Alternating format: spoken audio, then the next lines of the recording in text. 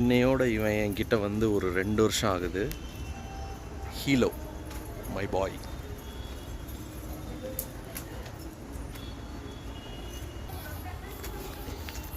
Second year birthday இவனுக்கு. ஆக்சுவலாக இவன் வந்ததுக்கப்புறம் கிடைச்ச மரியாதை வேறு லெவலு. ஒரு லேமேன் அண்டர்ஸ்டாண்டிங்காக சொல்கிறேன்.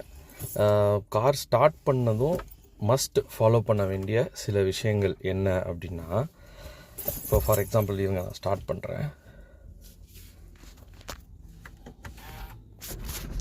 இப்போ எல்லா காருமே பார்த்தீங்கன்னா ஸ்டார்ட் பண்ணதும் அதுவே இன்ஜின் ரைஸ் ஆகும். இங்கே பார்த்தீங்கன்னா நான் எப்போவுமே ஏசி ஆஃபில் தான் வச்சுருப்பேன்.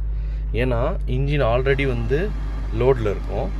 ஸோ லோடில் இருக்கும்போது இதுவும் ஏசியும் ஸ்டார்ட் ஆச்சுன்னா கம்ப்ரெஷர் வந்து ஏசியோட கம்ப்ரெஷரும் இதோட சேர்ந்து ஸ்டார்ட் ஆகும்.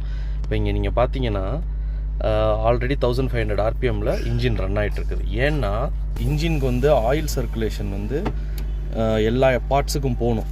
அதுக்காக வந்து ஃபஸ்ட்டு எப்போவுமே இன்ஜின் வந்து கொஞ்சம் நேரம் அதுவே ரைஸ் ஆகும். இது வந்து தெரியாதவங்க என்ன பண்ணுவாங்க, ஸ்டார்ட் பண்ணிட்டு வண்டியை ஃபஸ்ட் கியர் போட்டு எடுத்து போயிடுவாங்க.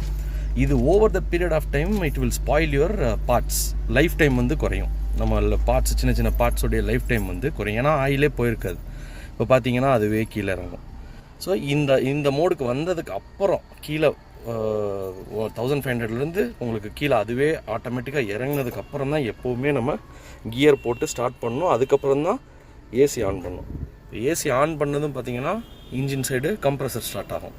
ஸோ இதோடு சேர்த்து நீங்கள் இந்த லோடு கொடுத்தீங்க அப்படின்னா வந்து கண்டிப்பாக வந்து over the period of time நமக்கு வந்து போக சின்ன சின்ன பார்ட்ஸ் 1,00,000 கிலோமீட்டரில் மாற்ற வேண்டிய பார்ட்ஸு எல்லாமே பார்த்தீங்கன்னா வந்து ஒரு 80,000-70,000 நீங்கள் மாற்றுற மாதிரி ஆகிடும். அதே மாதிரி என்ன அப்படின்னா, நான் வந்து எப்போவுமே வண்டி உள்ளே வந்ததும் ஃபஸ்ட்டு விண்டோ ஓப்பன் பண்ணிடுவேன். எல்லா விண்டோவும் ஓப்பன் பண்ணிவிட்டு கொஞ்சம் நேரம் ஏசியை ரன் பண்ணுவேன். ரன் பண்ண உடனே தான் வண்டியவே நான் மூவ் பண்ணுவேன். ஏன்னா இந்த ஹீட் ஏர் வந்து உள்ளே இருக்கும், அதுக்காக தான் பண்ணுவேன். அதே மாதிரி என்னென்னா, இப்போ லாங் ட்ரிப் எங்கன்னா போயிட்டு வர்றோம் அப்படின்னா ஃபஸ்ட்டு நான் வந்து நிறுத்திட்டு இன்ஜினை வந்து கொஞ்சம் நேரம் ரவ் பண்ணுவேன். கொஞ்சம் நேரம் ரவ் பண்ணிட்டு ஒரு 15 செகண்ட்ஸ் to 20 செகண்ட்ஸு இன்ஜினை ரவ் பண்ணுவேன்.